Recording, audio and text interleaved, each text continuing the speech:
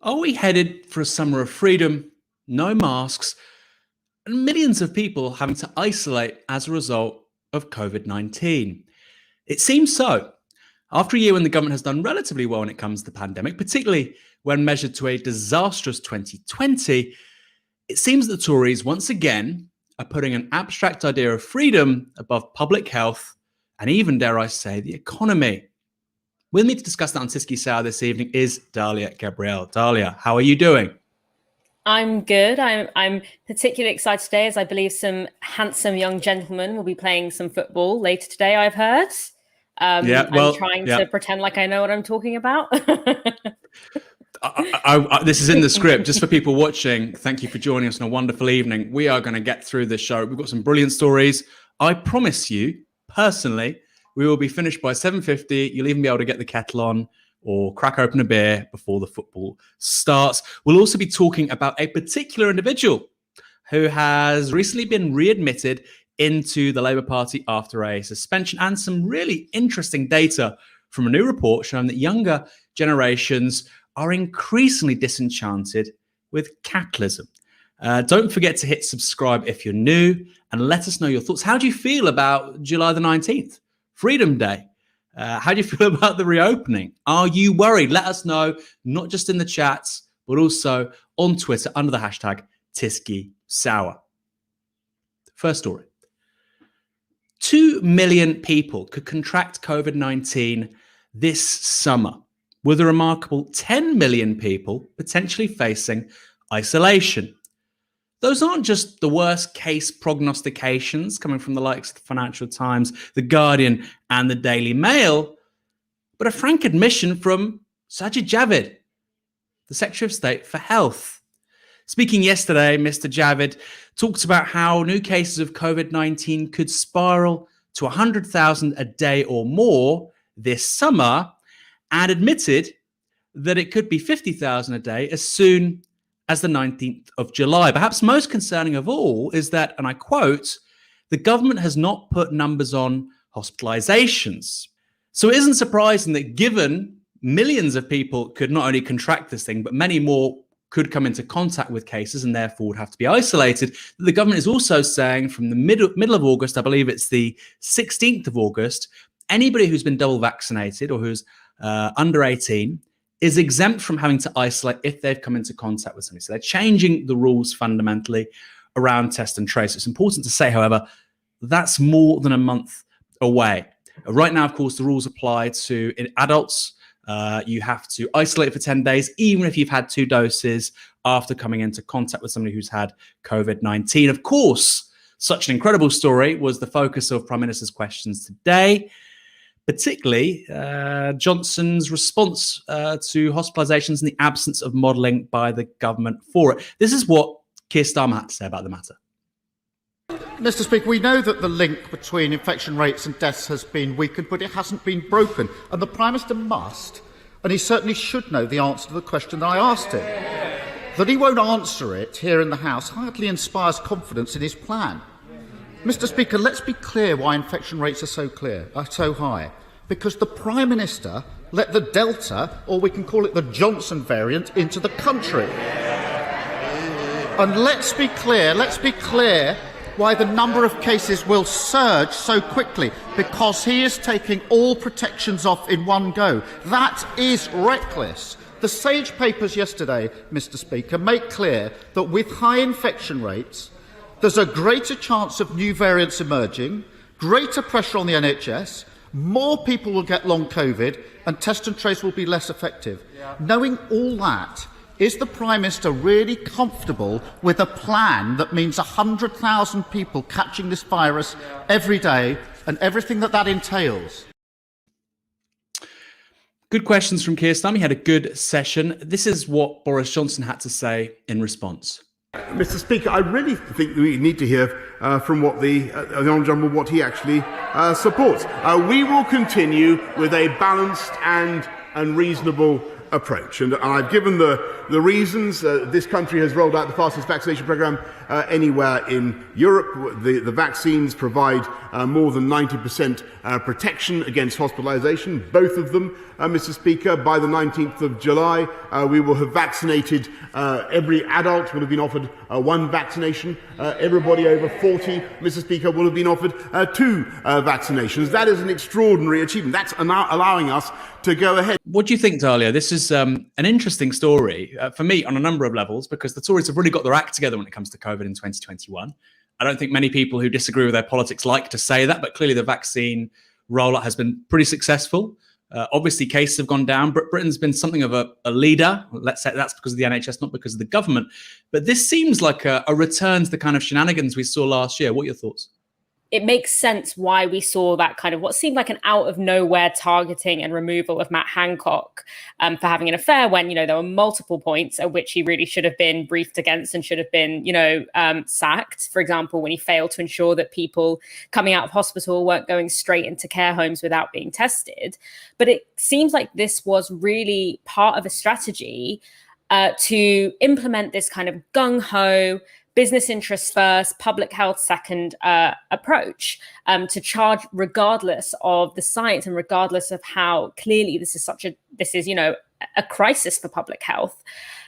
Because, Matt Hancock, he was deeply incompetent and his dithering cost thousands and thousands of lives, but he could eventually be persuaded by scientists to do what was necessary, albeit far too late. Whereas Javid seems to be much more sort of ideologically committed to ending all restrictions, even the ones that are, very low effort, very low inconvenience with very high health returns, and that would actually prevent us from entering into a really restrictive lockdown, like mask wearing on public transport or indoor public spaces. But we should also be really worried about this, because this seems like the exact kind of scenario from what I've read as being an absolute breeding ground for vaccine-resistant variants to emerge. According to the WHO, when a virus is widely circulating in the population and causing lots and lots of infections, the chances of that virus mutating massively increases. And let's not forget,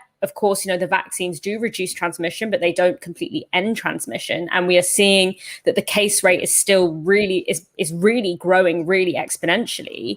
But the more that the virus can spread, the more opportunities it has to replicate itself and therefore to undergo those kind of changes. And we're still not at a stage where we really understand how effective the vaccines are against variants and how we can make vaccines more resistant and more resilient to variants.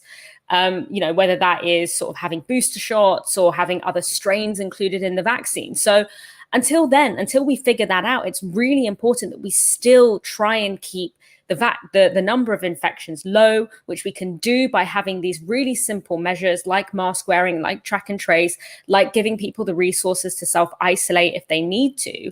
And until then, we really should keep those infections as low as possible so that we avoid having to go back into those really restrictive lockdowns. And that's really the great irony of it all, because it's the so-called, anti-lockdown Sajid Javid that is implementing policies that means that we will almost certainly have to be back into a really restrictive lockdown at some point over the next, several months. So is that your conclusion? You think that we will definitely go into a lockdown then as a result of this? Because I suppose that go on, sorry. I think that it makes it much more likely because, of course, whilst we have a situation now where, hospitalizations and deaths are low, and that's obviously really good.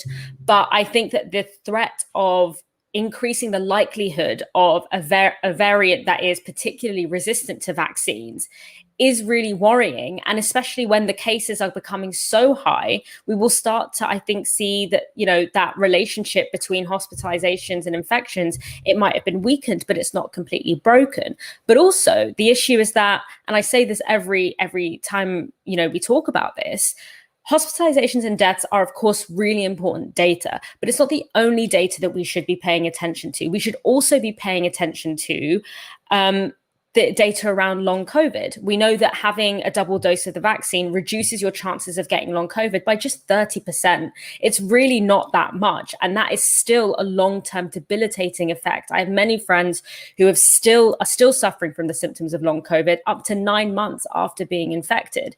And so the fact that we have a government that's really not paying attention to that fine detail worries me that, we're going to end up sort of in a really bad situation again, which none of us want to be in. No one likes lockdowns. They're terrible for so many reasons.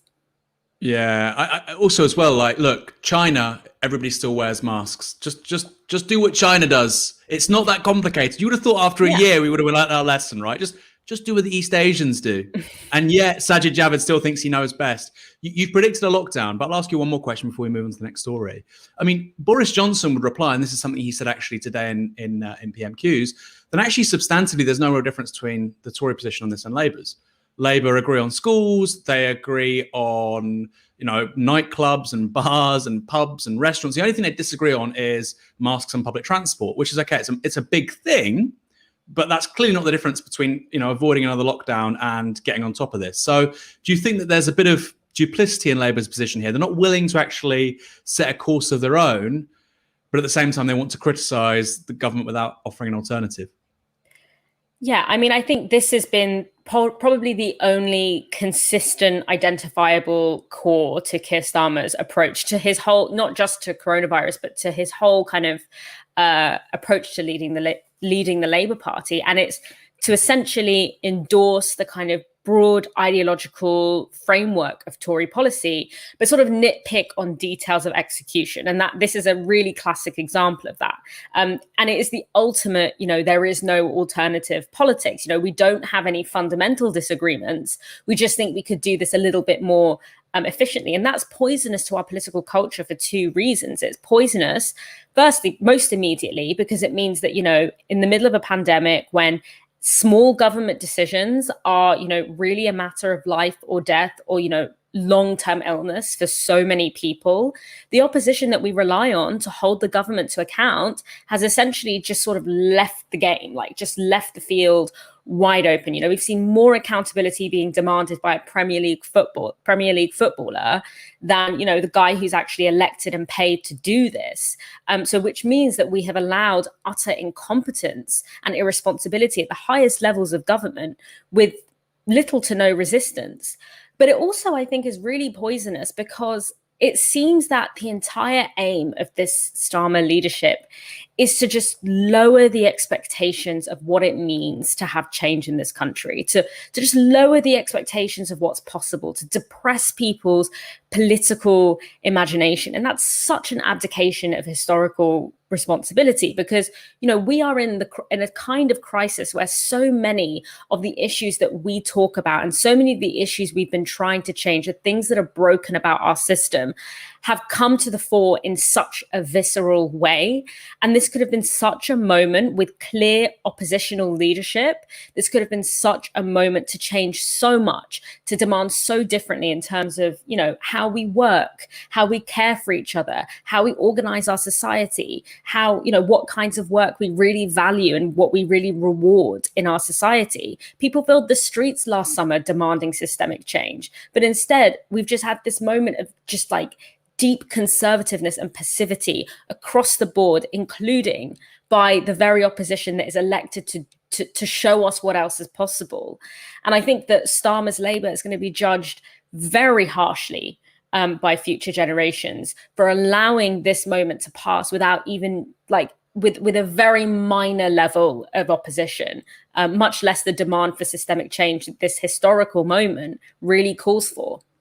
There's the interesting counterfactual, which is what would the Tories have done in response to the pandemic if Jeremy Corbyn and John McDonnell weren't the top two people leading the opposition party? And I think we can kind of get an indication of that now, because the Conservatives are clearly embarking on something which is absurd, completely at odds with what's going on elsewhere across the world.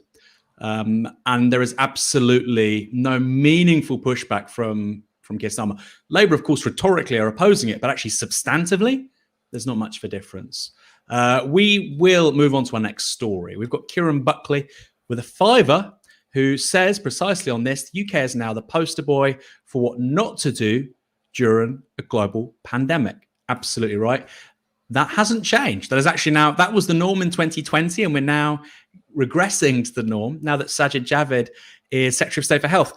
Does make you think how coordinated this was. Maybe I'm being a bit too conspiratorial with the removal of Matt Hancock. Of course, reopening, one might argue, advances certain interests of certain people who own certain newspapers.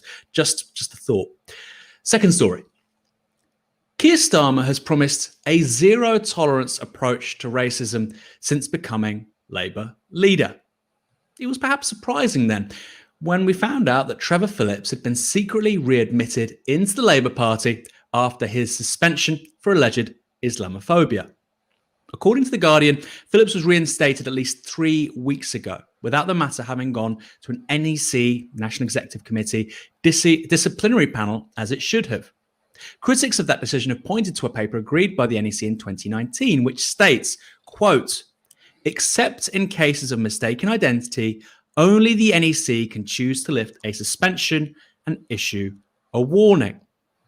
Now, helpfully, Mr. Phillips shared his suspension letter at the time, this is the last year or the year before, 2019, with the charge being that he demonstrated hostility or prejudice to a race, religion, or belief, something which, it's important to say, he denies. So what's the evidence of such a claim? Well, it's fair to say that Trevor Phillips is somebody who very much sees himself at the heart of the culture war. So let's get into specifics. In August 2017, Trevor Phillips called for the government to acknowledge that UK sex grooming gangs as a Muslim issue rather than an Asian one, saying that it was faith that united criminals such as those in the Rochdale child sex abuse ring. Yet, a Home Office report subsequently showed child sex abuse gangs were typically divided on race lines, but the majority were made up of white men under the age of 30. Perhaps more troublingly, Phillips is also on record as saying that British Muslims have, again, quote, formed a nation within the nation with its own geography, its own values, and its very own separate future. Now, you may agree with that. You may disagree with that. You may think he has the right to say that. But I think most people would agree that if you said that about other minorities in the Labour Party, you wouldn't be allowed back in, certainly not in the way that Mr. Phillips was.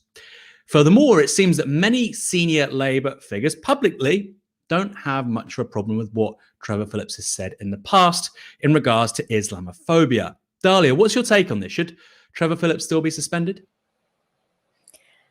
I mean, it's hard to say, because I think the real question is, does this represent the values of, the Labour Party? And that is something for the Labour Party to answer, not me. But I think the message that we've been given, at least, is very clear, which is that the Labour Party is deeply ashamed. And when I say the Labour Party, I mean primarily, the upper echelons of the Labour Party, is deeply ashamed of its base. It's ashamed of young people. It's ashamed of Muslims. It's ashamed of trade unionists, of Black people. Look at how it responded to Kill the Bill protests, to the Black Lives Matter movement, or, moment, as Keir Starmer likes to call it. And I'm not sure where the Labour Party thinks they're going to get to by constantly acting so ashamed of the people that keep them, that sort of essentially mean that they have the few seats in Parliament that they actually have. But, Trevor Phillips is kind of a key figure in sort of British parliamentary politics and state politics in Britain, because he is a symptom of a very particular kind of top-down state multiculturalism, insofar as that has been used as a tool to kind of break anti-racist movements and break solidarity between racialized communities. Paul Gilroy wrote about this in the 1990s, which shows you how long this kind of maneuver has been in the making, where a once sort of multiracial, self-organized anti-racist movements who, populated trade unions, who worked on the streets, who worked in art institutions, etc., are sort of absorbed by the state, broken down into their little silos of communities whose interests are then positioned as entirely separate and sometimes actually oppositional to one another. So they're sort of encouraged to compete for state funding, for state resources, etc. And those communities are essentially represented by community leaders who, you know, are selected by the state, but often completely unrecognizable in their own communities, and with the communities that they actually are alleged to represent. And this is why, despite being unrecognizable to so many of the communities and the people that he talks about, it seems like we hear an awful lot from Trevor Phillips, and we wonder, you know, why do we always hear so much of him, and why there's so many people who are so willing to protect his reputation, even when he has kind of destroyed it amongst the very communities that he says he is speaking to and for. But this is basically just an appalling, very old school technique employed by, you know, the ruling elite in Britain to divide and rule, to create an exceptionalized bogeyman against which you can pit all other communities. But it makes very little sense here, because the exceptionalized bogeyman that you're trying to cultivate is your own base. So, you know, yeah, okay, we saw it in the Tory election campaign where Islamophobia was mobilized in order to cultivate support in non-Muslim ethnic minorities. But I'm just like, if you're the Labour Party, where you rely so heavily on the Muslim vote, how do you think this is going to end up? Maybe something kind of similar to how the Red Wall ended up, and that's not going to end nicely for you. So that's kind of how I see where Trevor Phillips' intervention comes from, and why he is so protected by the Labour Party, despite, you know, that seeming very counterintuitive, and also why I think ultimately this is all going to really backfire on the Labour Party. Well, I think that's something one might wish for. Just response from a few Labour figures, Labour Muslim members and MPs universally condemning the news. This is from Afsana Begum MP. His silent readmission, that's Trevor Phillips, the Labour Party, without even as much as an explanation or apology, is an insult to my community. To fellow Muslims, solidarity, I stand with you on another dark day. Meanwhile, a spokesperson for the Labour Muslim Network told Labour List, Trevor Phillips' case is one of the most high-profile recent examples of Islamophobia within the Labour Party, and quietly readmitting him behind closed doors without apology or acknowledgement will only cause further anxiety and hurt among Muslims. I mean, it's also important to say that, you know, the whole point of the HRC sort of debacle for Labour was that they were meant to have this independent complaints process. The second you have a high-profile case, which is somebody who is seemingly favoured by the leadership, they've just jettisoned the whole thing. And when I say he's close to the leadership, this is not just me making things up. You know, Trevor Phillips, Peter Mandelson was his best man, I believe. You know, he doesn't just share the same constituency Labour Party as Keir Starmer; they're in the same branch. And actually, people in that branch, as I understand it, have been making real noises about how the suspension against Trevor Phillips should end. Now, you might think he shouldn't be suspended. But again, I think it's inarguable that the manner in which this has been handled is completely at odds with all of the recommendations from the HRC. And when you compare it, people have said, oh, well, look, Jeremy Corbyn should get the whip back. Rebecca Long-Bailey shared an article on Twitter and she was expelled from the shadow cabinet. This is somebody who's saying Muslims are a nation within a nation, and he's allowed back in the party. And I think people quite rightly say there's a double standard here. Dahlia, what do you think the electoral kind of consequence of this would be? Because, you know, we had the Batley and Spen by-election last week, and people thought that clearly Labour is being right now subject to real difficulties with regards to its Muslim base, because there is a big perception of Islamophobia coming from certain parts of the party. And they seem to be almost consciously trying to inflame that. Now, of course, 20% of votes in Batley and Spen voted for George Galloway, but Labour held on. So presumably their bet is, going back to your previous point, they can alienate a big part of their base because they think that they're going to get some other people instead, and presumably that will be a bigger part of the public. Do you think that's a plausible bet even? Forget for a moment whether or not you agree with it. Well, I mean, what it reminds me of, and it's funny you mention Peter Mandelson, because I believe that it was Peter Mandelson who basically dismissed any attempt to hold on to and, you know, sort of appeal to Northern Red Wall voters, because he said that they have nowhere else to go. So, you know, it doesn't matter how much we sort of throw them under the bus, how much we exclude them from our policy making, how much we exclude them from our, the way that our party operates, how much we kind of lump them with rubbish MPs as, in a kind of game of political favors, because what are they going to do? We can rely on their vote. There's no point in engaging. But look, like I said, look where that led the party. And I think, the vote in Batley and Spen, obviously, they didn't lose the seat, but they won it by the skin of their teeth. And I think that we are starting to see this happen in the Muslim voter base too. And so the question therefore is, who's going to vote for you? A couple of converts from the Tory party?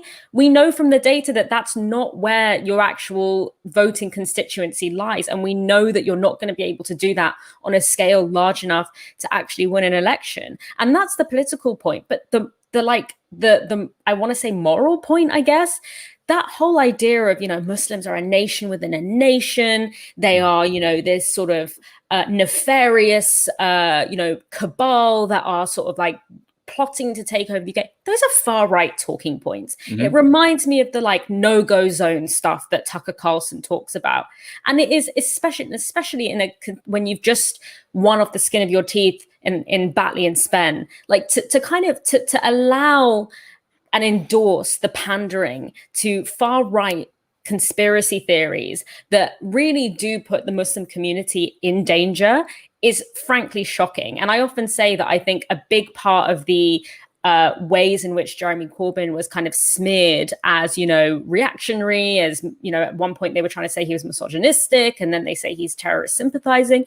I think part of that was because he was seen as too uncomfortably close to the Muslim community, too uncomfortably accepting of the Muslim community. And I often say that Jeremy Corbyn was the first, white Protestant man to be a victim of Islamophobia, because I actually do think that was part of the ways in which hatred against, this kind of very disproportionate level of hatred against Jeremy Corbyn was kind of stirred up. It was through these kinds of dog whistles. He's close to Muslims. He's misogynistic. He's this. He's bringing in, scary people into the party. And, the voters are going to react to it just like they did in the Red Wall.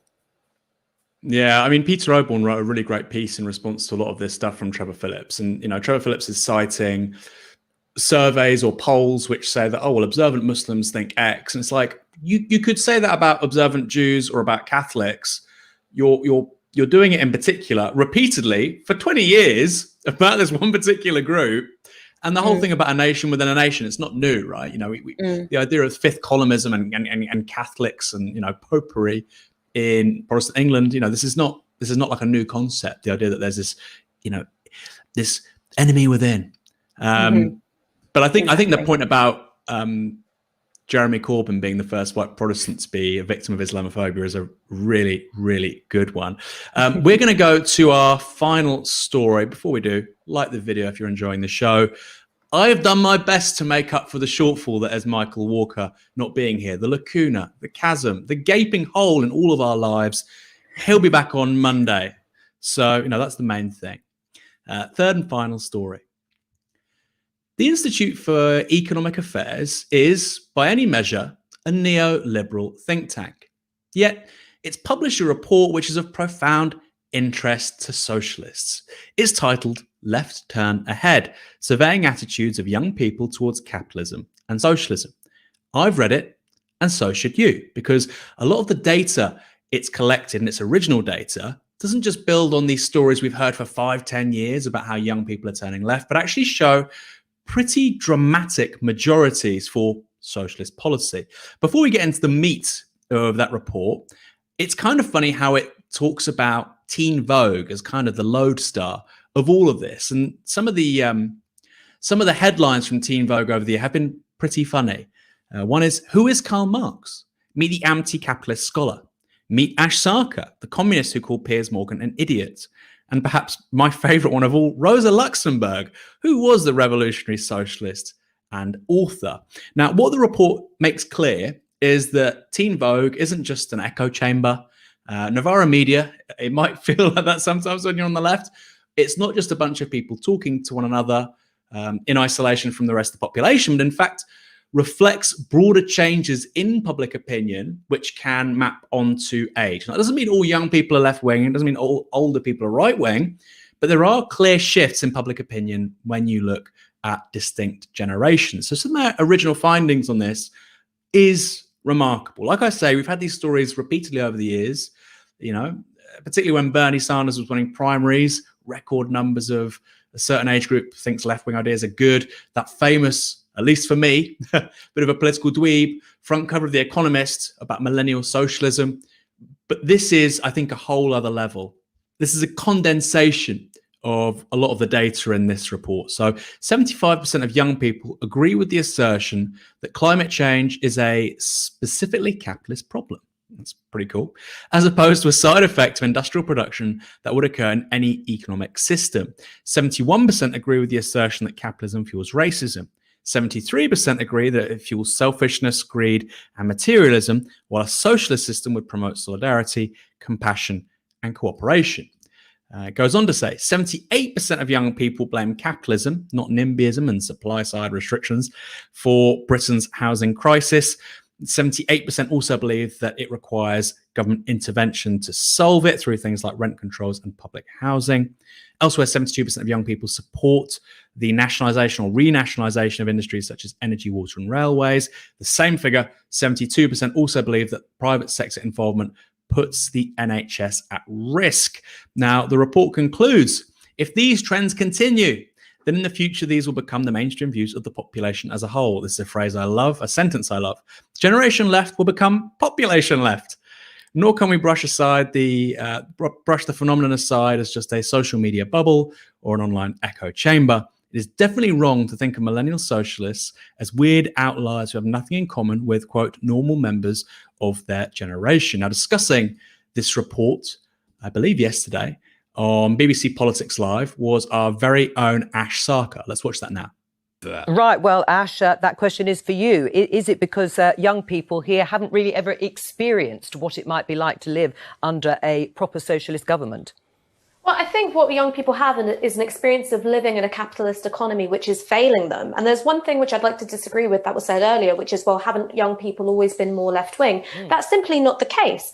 People always forget that Margaret Thatcher won a majority of young voters. We're talking 18 to 24-year-olds, that exact cohort, which we all like to think of as, living the life of the young ones, left-wing firebrands. That wasn't the case in the 1980s. But what has happened since then, I think, is less to do with shifts of values, but actually a shift in how the economy works and the fact that that has systematically disadvantaged young people. So in some parts of London, the average house price is 20 times the average wage. And we've seen the single biggest squeeze on living standards since the Napoleonic Wars following the financial crisis. And young people have been the biggest losers in all of that. So you've got an economy where fundamentally people like me are locked out of asset inflation. So we are looking at incredibly vulnerable, incredibly precarious futures. You add on to that the climate crisis, that we look at the fact that the government is not set to meet its own legally binding targets of achieving net zero by 2050.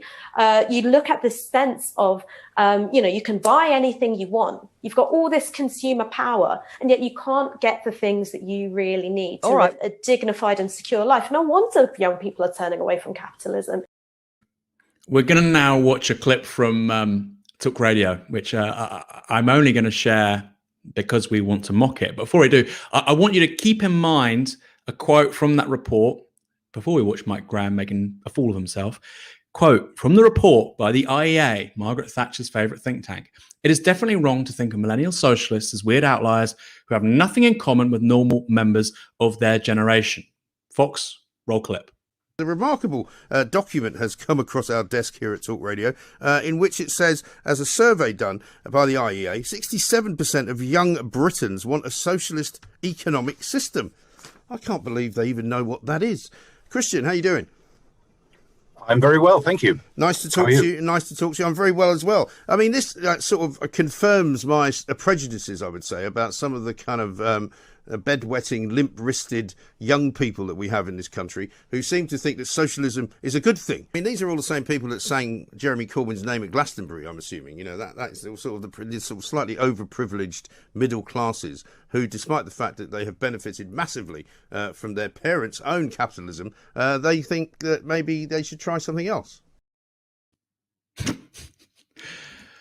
Benefited from their own parents' capitalism. Okay. I mean, I don't know where to start, Dalia, with this one, because you've kind of got a real yin and yang there of media performers. You've got Ash Sarkar, articulate, informed, congenial, big smile. And then you've got Mike Graham, deeply uninformed, almost comically so, whose job appears to be just public ignorance. How is it possible, Dalia, that 70% of young people can be privileged and go to Glastonbury? I mean, choose your warrior, right? If Mike Graham is the best frontier that capitalism has to offer, then, we might actually have a planet in 100 years. But, I think it makes total sense, right? And Ash did cover it really, really well. There is this huge fissure, right, between the story that people are told about what it means to live under capitalism, which is, if you work hard, then, you'll be okay, you'll have security, you'll have, all these great things. There's a huge fissure between that and the life that people are actually experiencing, the life that people, have in front of them, reasonably have in front of them. Which is actually that often those who work the absolute hardest, the most hours, the most, tiring and exhausting jobs are the ones who are the most precarious, the least well paid. And, wages are stagnant across so many different sectors that people work in.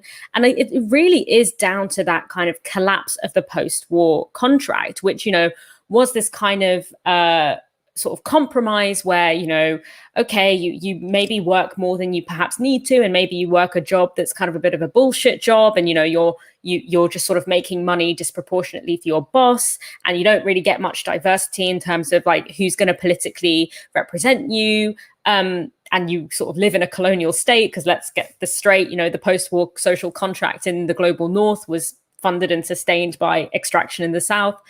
But at least you get a pension, like you get sick pay when you're ill, you get a home that you can live in, and that, you're not going to be evicted out of, or you're not going to have, your rent spiked, randomly. You're not going to have to spend, way more than half of your paycheck on rent for the rest of your life. That contract, it didn't exist for everyone, even in the US and the UK. And I'd actually be really interested to hear what the opinions on capitalism are globally, and not just in the US and the UK, because that will really tell us if something's really going to change. That contract, it didn't exist for everyone, but now it's collapsing even for those who expect it to have been the reality for them, right? University graduates, etc. And you then pair that kind of personal experience of the economy with things like the climate crisis, as Ash, talked about, but also the handling of the COVID pandemic as well, the public health crisis. And it becomes clear to so many people that, if this is what capitalism is, it's literally killing us. And, if you think that millennials are radical, wait until you see what Gen Z have to say, because Gen Z, they're not only like radical in their thinking, but they're really organized. And they're actually a lot more effective, I think, than a lot of the sort of millennial movements were. When you look at the BLM marches, for example, they weren't making mealy-mouthed demands for, diversity and inclusion and, a Black prime minister. They were saying, economic justice and climate justice is racial justice. We want a total economic and ecological rehauling of our system. But I kind of want to say as well that, as this is starting to happen, and as particularly we kind of saw a glimpse of it there in the Talk Radio segment, but especially as, within neoliberal elites, this recognition is starting to happen, we can expect a real backlash. I think in many ways, the culture war stuff is kind of a backlash in part to the power that has been gained and the gains that have been made by the anti-racist and the feminist movements over the past few years. It's that kind of technique of putting a lot of money into and resources into caricaturing and straw manning and deflecting in order to deal with the fact that there is a threat of a real consciousness shift. So whilst it's really great to see this kind of stuff, I really don't want to think about what kind of, media and cultural strategies that they are kind of plotting in order to try and crush this. But yeah, I mean, and this is also, just to kind of end it, to connect it back to that, the second story that we spoke about. This is where you really ask yourself, what are the Labour Party doing? Like these millions of young people who are kind of having these thoughts and who are sort of turning, like really questioning the system that they're living in. They're not going anywhere, right? You can't, and you're not going to be able to continue to try and focus group them into the Labour Party. They will find ways of organizing and expressing political culture outside of the party. The Labour Party is going to become irrelevant in their lives. And if it was sensible, if it wanted to actually have a long-term strategy for existing in the future, the Labour Party would harness that and, marshal it into concrete systemic change and, be part of that shift.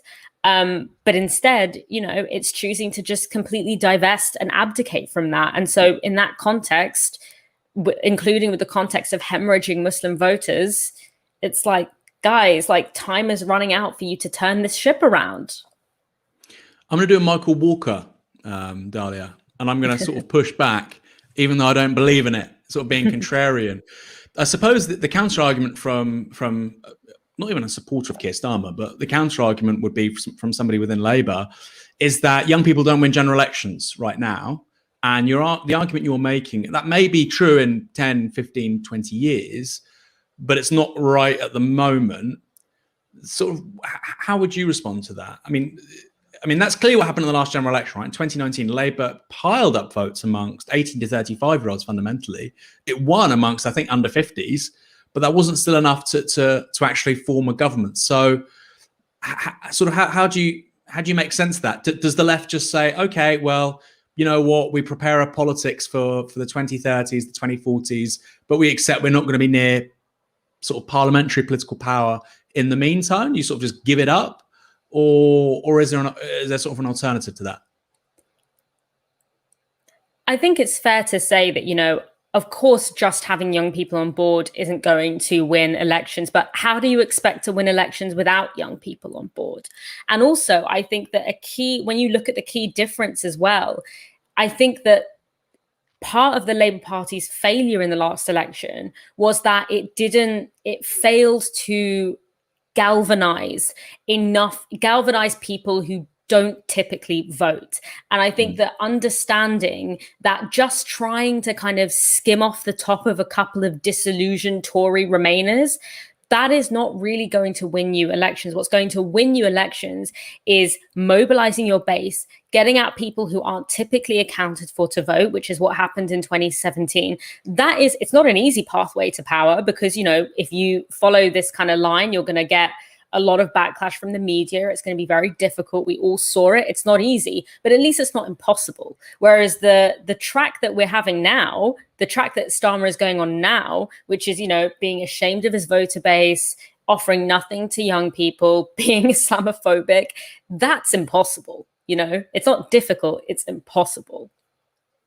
Yeah, that's kind of why I think Labour will never embrace proportional representation. Because the second they do, particularly with these sort of changing political demographics amongst the young, I mean, their coalition is just going to go every way, and it's going to be a problem for them. And I don't think people that talk about Progressive Alliance, I don't think they're honest about that.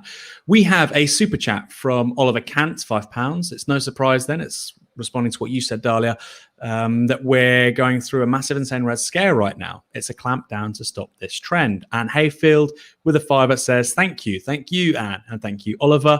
Caroline Duvier tweets on the hashtag Tisky Sour. Coincidence that Javid wants to kill off all the young people when this study just came out showing young people prefer socialism over capitalism? Think not. I mean, young people aren't going to necessarily die, but I think it's absolutely, of course, some will, sort of compromise young people, etc. Clearly, a massive risk of really, really suffering here. But I think it's true to say that actually, in terms of electoral calculus, for the Tories, what under 40s think isn't figuring. And you might think, well, it's only a small part of the population, but that kind of matters if you're locked out from the entirety of the national political conversation. Dalia, give me a quick prediction about what you think the score's going to be tonight.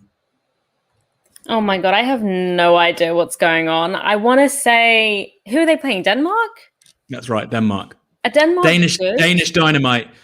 I kind of feel like, I mean, don't hate me, but I feel like it would be a very English thing to beat Germany 2-0 and then lose to Denmark. It just seems very typical. But, you know, hopefully everyone will be happy tonight. But I have no idea. Let me go for like scraped by with a 1-0. Sounds good to me. You know, just because. Look, for me, after beating Germany, anything's a bonus for me. I didn't expect us to win that one. So Denmark are okay. I think we should win. I think we've got the best team remaining in the tournament, but I know some people disagree with that. Thank you everyone this evening for your super chats. If you want to support us directly, then go to novaramedia.com/support. The show will be back on Friday at 7 p.m. So make sure to hit subscribe. Michael Walker will be back on Monday. So even more reason to subscribe. You've been watching Tysky Sour on Novara Media. Good night.